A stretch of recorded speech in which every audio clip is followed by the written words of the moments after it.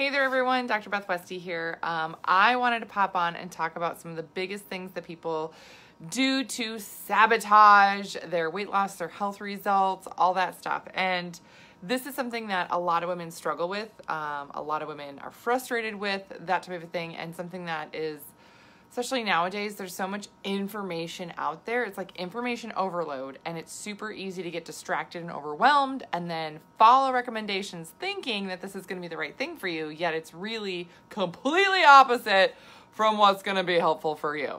So I will put a link below this video of a call if you want to book a call with me. If you have questions about any of the stuff I'm going to talk about, more than happy to chat with you. If you have not picked up my book, The Female Fat Solution, on Amazon, do so now. And I do have a podcast, The Female Health Solution, some amazing podcast interviews that I have done and that I have coming up. So you need to subscribe to that because you want to be in the know when those new episodes drop. They're incredible. So when we talk about sabotage and the biggest things that hold you back, it's not necessarily like the things that you're doing wrong, right? A lot of people, it's really trying to do things correctly. You know, like you're trying to be like, oh, I got to get stuff moving in the right direction. I gotta promote my health more. Oh my gosh, so-and-so is doing this thing and it seems to be working for them, or they say it works for them, right? They say it works. We all know how life is on social media, right? But this is real though. This is henna. I have henna all over my leg now because my girls are into henna. So we got, anyway, in case you're wondering what's wrong with my finger, it's just ink. That's real, right? So the thing about this that's really tough is that, especially for women gain and lose weight differently than men do. Gain and lose muscle mass, lean out differently. All of this stuff is so different for women, and oftentimes women are found following the same instructions as their male counterparts and then wondering why the heck things aren't progressing for them, or feeling like, this was working for me, how come it's not working for me anymore? Another tip in terms of this progression here is that, say you have 40 pounds that you want to lose. If you lose half of that, if you lose 20 pounds, your body mass, your body composition, all this other stuff changes. So to get to the next 20 pounds, you have to change what you're doing because you have a different body. If you keep doing the same thing, you're not going to get there. All the things that you did to get you to that first 20 pounds is not the same things to get to the second 20 pounds. So that's another key tip that people will keep trying, like, you know, repeating the same thing. Well, it worked before. It's not working now. You got a different body now.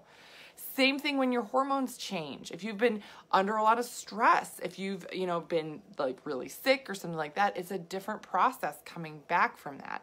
And this is just, I want to say, information that people don't know, so you're doing it wrong, not because you want to do it wrong. Like, who wants that? No one. You're just doing it wrong because you don't realize that, oh my gosh, women have a different body each week of the month. Oh my gosh, women's bodies react differently to stress. So if you're under a lot of stress and you're trying to, you know, move forward in these like nutrition or health departments and you're not seeing progress, it's because you're doing something that's not working with the stress that you're under.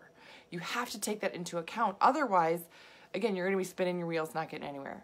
So if you're finding any of this information helpful, I would so love and appreciate you sharing this video. Share it with a friend, mention it to somebody else, share this information with somebody who really needs it, because there's so many women out there struggling, frustrated, who don't realize that it's just a few simple things, or it's not that you're doing something wrong on purpose. It's you know, it's just a swing and a miss here, you know? Find what works for women and go with that. So, we ladies are so lucky, right? Yeah, we are. So when we talk about sabotage, things that you're doing to sabotage, that's the first thing is a crash diet. My definition of a crash diet is anything that's super restrictive, super fast. You're like, I'm going to lose 10 pounds in 2 days. No, please don't do that. No, bad, red flag, big red flag. You know what I mean? Ooh. It sounds so fantastic. It sounds so incredible, right? I had a friend recently. She was under a lot of stress, and we worked on her stress protocol, right? She works out, she eats really healthy, she gets a lot of protein, all this good stuff, but her stress was too high. So once we shifted her protocol for her stress, She lost 15 pounds in 5 days. Now that wasn't like fat weight, right? That was inflammation. So it's important when you're crash dieting, what weight are you losing? What weight are you focused on? Is that like water weight, inflammation weight, right? Or are you doing things that are focused on actual fat composition change in your body? That for women is very different because women are designed to store fat. So you have to shift these mechanisms on and off in a different way. And the best way to communicate with your body with this is using nutrient timing, the when and the what and the how that you're eating. So these are things that I go through with women in my 12-week program that I have. So it's really, really a different style of, you know, nutrient timing for your body that gets you a completely different result. But most of the time women are doing this crash diets that I just want to get this moving. If I get it started, then I'll stick with it. If I see a 5-pound weight loss, now I'm going to keep going with it. This is fantastic. This is wonderful. No. That's not necessarily the best way to move forward. You know what I mean? Even though it's slow, even if you lose 2 pounds, but you're losing 2 pounds of fat mass, of fat tissue, right? I don't lose, right? Your fat cells don't go anywhere. They just shrink and get smaller. And then where does that energy go? It gets let out of your body. Actually, most of the fat that you lose through your body, you actually breathe it out, which is kind of fascinating. But I see I get sidetracked. I get so excited about the sciencey part of it where I get sidetracked. I don't know if you guys really care about that, but but you breathe out most of the waste and the byproduct of burning fat. But that's really how it exits your body. But when you're doing crash diets, the female body does not respond to crash dieting by actual fat loss. It's going to respond by decreasing muscle. Miles just asked me if that's why he's breathing so hard. Maybe. I have Spot here at my feet. I don't know if you guys can hear him, but Spot is panting. I don't know if that's fat loss for Spot, but we'll see. But most crash diets for women, what it does is it actually decreases your muscle, and then it turns on that fat storage. That's what usually happens for women. So that quick weight loss that you're seeing, it maybe is some inflammation that's decreasing, but more than likely, because women's bodies will go to muscle tissue for that energy it needs, it's going to decrease your muscle mass. Women have a harder time. Like I said, we have different bodies each week of the month. So there's different weeks that actually are more beneficial for building and maintaining lean muscle tissue in your body. And if you're not doing that at that time and you're decreasing your muscle mass, and that's going to cause your body to be in a stress state and increase fat storage, everything else. Great. Yeah. So then what's the answer? Like, well, how do you not sabotage everything else? I mean, the answer is, of course, it's not super exciting. It's don't do a crash diet. Don't do that. Don't do that. Make more of a lifestyle change, right? Focus on these other things. Focus on increasing your muscle tissue. Focus on, getting your body to be in a fat storage. Or I'm sorry, not to be in a fat storage, but a fat burning mode. It's very different. People have told me that dairy leads to inflammation. Not true, right? So that's, in terms of inflammatory foods, dairy is an inflammatory food. So the big inflammatory foods are gluten, dairy, red meat, and sugars. That's kind of right off the cuff there. But again, the dairy piece of it is sort of a wavering, some people's bodies don't handle dairy very well. Then I don't recommend that. Other people's bodies do handle it, and it's great. Good. So that's something, I'll put a link below. If you've got questions on some of that stuff, we can chat about it. But for women to really not have your crash diet sabotage you, don't do a crash diet. And then really incorporate protein pacing. That's so key. I have a podcast coming out about protein pacing. Oh my God, it is so incredible. And really get your metabolism to increase, and your results are going to be slower. Yeah, it's not going to be exciting. But when your results are slower, guess what happens? Your body's shifting and changing, so you're going to keep your results. That's what everybody wants, right? Everybody wants, if you're going to work hard to get a result, you want to keep it. You want to keep it. You don't want to have it just come and go. That's annoying. And it shuts down your metabolism. And it's terrible for you overall. So that's the biggest thing there for the crash diet. Now, for stress, again, sabotaging things. If you are overstressing your body, if you're working out too much, feel like I've had this conversation with so many women recently, where they're like, well, you know, my diet's not the greatest, or this or that or the other. Well, I have cream in my coffee still. Sorry. Like, apologetic about it. I'm like, no, have cream in your coffee. If that's what you love to do and that's how you love to have your coffee and you don't want to give it up, don't give it up. Having a little bit of cream in your coffee shouldn't ruin your whole diet. If it does, you're on the wrong diet. I mean, unless you're prepping for like a bikini show, which most women I work with are not. Actually, I don't work with women who prep bikini shows. I work with women who have done bikini shows and have trashed their metabolism and their hormones are completely out of whack. Yeah. So we work on reversing that process. But again, if you're like, okay, I'm going to eat healthy overall and I'm going to really eat clean and all that stuff, and ooh, I do have that little bit of cream in my coffee, shoot, ooh, is that going to sabotage everything? No, that's not what a sabotage is, right?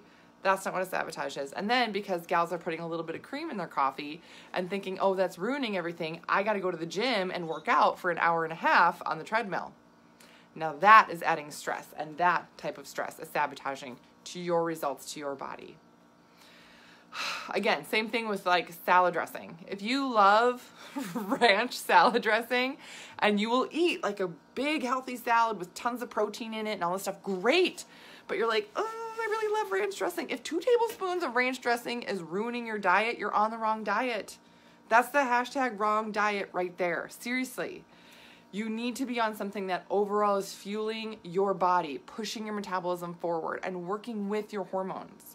Not this little tiny bit that's what's ruining it. No, that's not the sabotage piece of it. And then it's that other stuff that gals do on top of that to be like, well, again, I had that ranch dressing, you know, oops, shoot. I have to be so restrictive and push myself harder in the gym, harder than, you know, than what is beneficial for your body. That's where you're getting that increased stress. So really having, decreased stress, all this stuff, I mean, it's not necessarily one supplement that's going to decrease stress. It's not one, right? I talk about adaptogens. I talk about different teas like cumin, coriander, fennel tea. That can be helpful. But overall, if there's a stress overload, especially when we're talking about hormones and the effect of all of that, the next step that you have to work with is the liver and detoxing that liver. So if you guys have not gone through a liver detox, let me know and we can chat about that. But that's going to really be the next step in terms of moving this forward for you. The last piece here that's going to sabotage everything is no sleep. If you're not sleeping, if you're not resting, if you're not letting your body recover properly, if you're trying to like, oh, I need to get up early again and get back to the gym, I need to do 2 a days, I need to do doubles. Let your body have the rest that it needs. It really needs the rest. It really needs the proper recovery in order to progress forward so you're not continually pushing yourself in an area that's not beneficial. So hopefully that makes sense. But these are the biggest things that really women sabotage. So no sleep. I know, right? It can be really tough, but very, very important. So like little summary. If you guys have questions about anything I've covered, click the link below, schedule a call. I'm more than happy to chat with you on these things that can really, really be a tough area to navigate. I love walking women through this. I have a 12-week program where I work with women one-on-one, meal plan, grocery list, everything else that really can be a big, guideline for getting you out of the stuck place that you're at to getting you these amazing results that you've been searching for. And I have a book, I have a podcast, all these resources for you to go after. Subscribe to the podcast. I have a YouTube channel as well for you to get and continue to get more information. Because again, there's so much information out there, but it's not geared towards women. So I specifically work with women. I interview people for my podcast that specialize in working with women. And this is something that I know women get value from, and I continue to do it because it's not out there. And I'm determined to get women better information for their health and for their bodies. So, okay. Hopefully this is helpful. Let me know your questions. Otherwise, I will see you guys later.